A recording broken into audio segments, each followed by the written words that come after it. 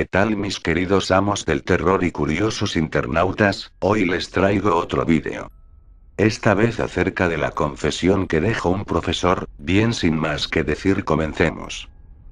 La confesión escrita dice lo siguiente: mi nombre es Adam Henry Adorno y durante los últimos años de mi vida he impartido clases de lengua y literatura inglesas en un prestigioso colegio privado de Baltimore, cuyo nombre prefiero omitir por deferencia hacia mis excompañeros, pues en las presentes circunstancias no les convendría que la opinión pública estableciera la menor relación entre ellos y quien escribe estas líneas.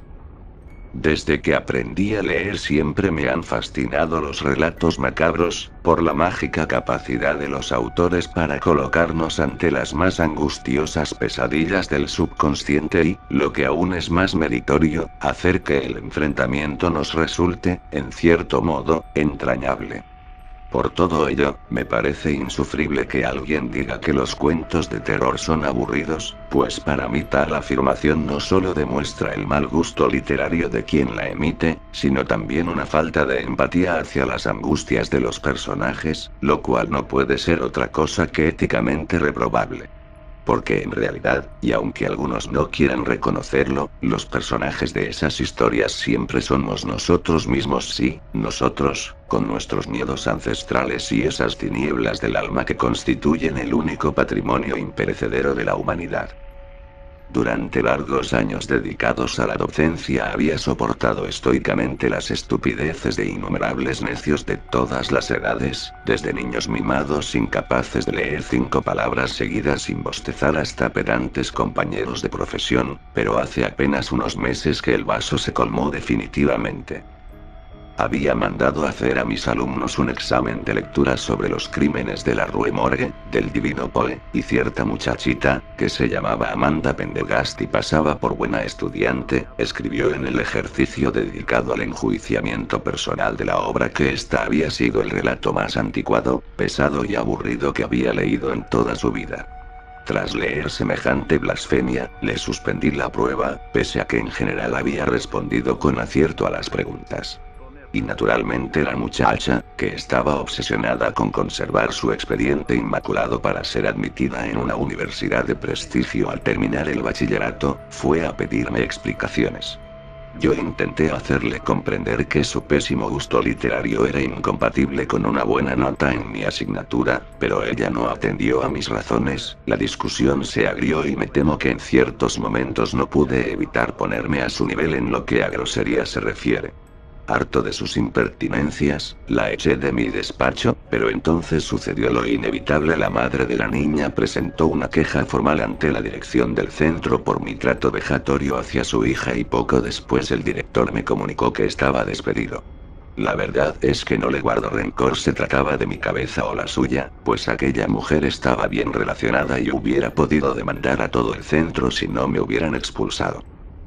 Yo me sentía sumamente resentido, pero la idea de vengarme no surgió hasta que descubrí que madre e hija vivían solas en una vivienda unifamiliar de las afueras. El padre había muerto hacía varios años y, aunque durante el día tenían una sirvienta para ocuparse de las tareas domésticas, esta no dormía en la casa.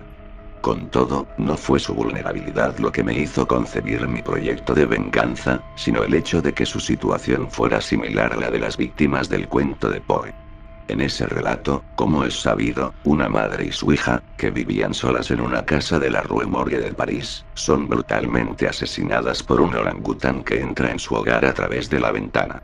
Y, pese a que tenía pocos motivos para estar alegre, no pude contener una sonrisa ni tampoco, debo confesarlo, una erección al preguntarme si a Amanda también le parecería aburrido verse envuelta, junto con su progenitora, en una situación semejante a la del cuento. Resulta que yo tenía algún dinero ahorrado, una casa en el bosque donde podía adiestrar discretamente a un animal de gran tamaño y un amigo que podía ponerme en contacto con un traficante de especies exóticas. Lo cierto es que hice una pequeña trampa, pues el orangután de Borneo, además de ser un animal difícil de conseguir por su rareza, no es un simio tan fuerte ni agresivo como lo presenta Poe. Por tanto, opté por adquirir un mandril africano, animal poderoso, agresivo y de temibles colmillos, capaz de matar a un leopardo. Lo cierto es que lamento en el alma todas las privaciones y crueldades a las que sometí al pobre animal para convertirlo en una verdadera máquina de matar, pero, de todas formas, al final él fue el mejor parado de toda esta historia. Una tarde, después de que se marchara la criada, y mientras Amanda y su madre estaban de compras en el centro urbano, introduje al mono en su casa. El animal estaba fuertemente narcotizado, pero ya había despertado cuando ellas llegaron y, si bien no me atreví a presenciar lo que pasó después con mis propios ojos, debo decir que los gritos que se oyeron en la calle, hasta que Amanda y su madre se callaron para siempre, tenían muy poco que ver con bostezos de aburrimiento. La policía, alertada por los vecinos, llegó demasiado tarde para salvarlas y, aunque capturaron al mono con un dardo anestésico, a nadie se le ocurrió relacionarlo conmigo. En todo caso, solo hubieran podido acusarme de tenencia ilícita de animales y de negligencia en su vigilancia, pero no de asesinato.